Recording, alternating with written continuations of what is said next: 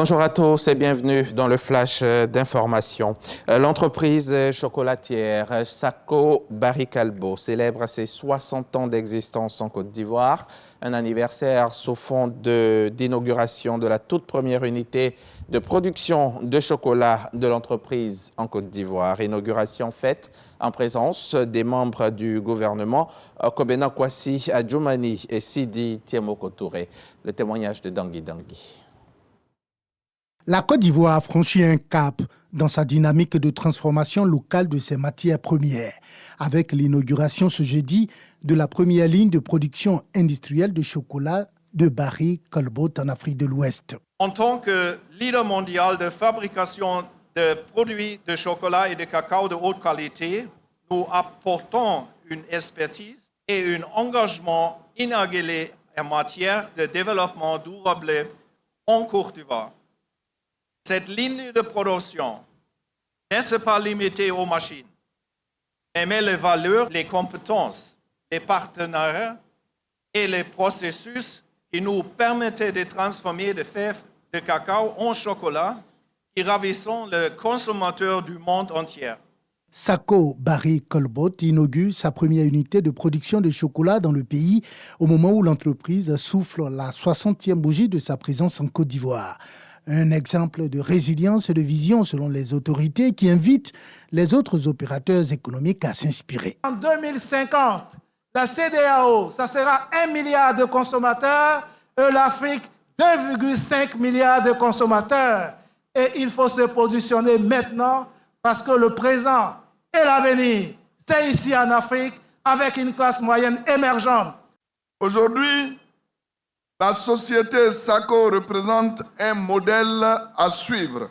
Elle symbolise notre capacité à transformer notre cacao en produit de valeur ajoutée tout en respectant l'environnement et en offrant un avenir meilleur à nos producteurs.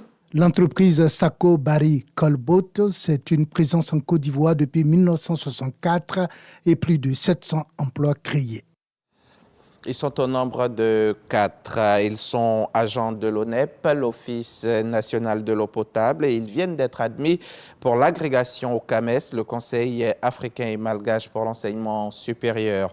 Ces experts du laboratoire d'analyse et de contrôle de la qualité de vie viennent d'être honorés par la direction générale de l'Office. Serge Collet a été sur place. Il nous en parlera dans le détail tout à l'heure dans le 13h.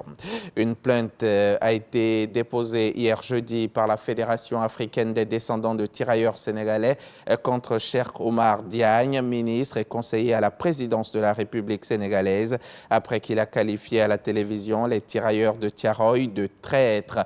Le ministre en charge de l'administration et de l'équipement indique que ces tirailleurs sénégalais se seraient battus contre leurs frères. La Fédération africaine des descendants de tirailleurs a donc décidé de porter plainte. Guy Para espère que le gouvernement profitera de la déclaration de politique générale d'Ousmane Sonko ce vendredi pour annoncer le renvoi de Cheikh Oumar Diagne.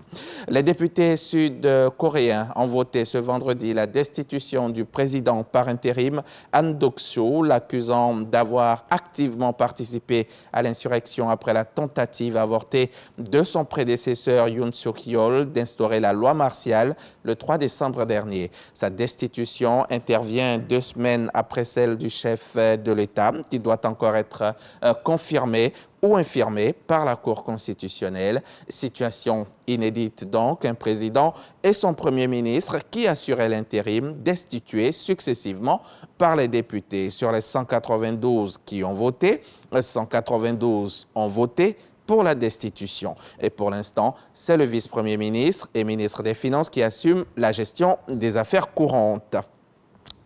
Voilà pour le Flash Info. On va se retrouver à 13h pour le point complet de l'actualité. Et comme on est vendredi, vous aurez aussi droit au JT du sport avec toute l'actualité sportive de la semaine. C'est tout à l'heure, c'est à 13h, c'est sur RTI.